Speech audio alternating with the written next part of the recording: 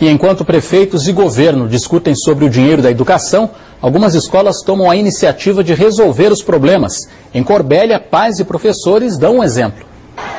Pouco antes do recreio, as turmas trocam de sala, um revezamento para que todos aproveitem a novidade. Apenas 4 salas têm ar-condicionado. A cada 2 dias, todos os alunos passam por elas. Muito confortável, muito gostoso mesmo, uma sensação nova pra gente. A intenção é instalar os aparelhos nas 16 salas de aula do colégio, mas como o investimento é alto, será feito aos poucos. Por enquanto, as salas privilegiadas são justamente aquelas que eram consideradas as mais quentes, que ficam expostas ao sol e têm pouca circulação de ar.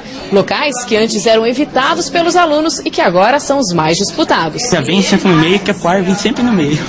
As aulas de geografia ficaram um pouco mais fáceis. As carteiras já vêm com mapas.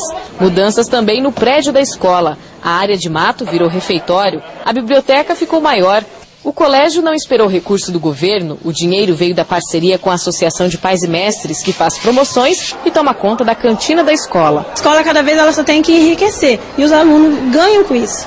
Com uma escola mais confortável, até a temida matemática parece mais fácil de aprender. São matérias geralmente de exatas, né? As salas que tem ar-condicionado, que nem matemática, física e química. São matérias que geralmente os alunos não gostam, né? Aí, como o ar-condicionado, acabou se tornando mais agradável aprender essas matérias.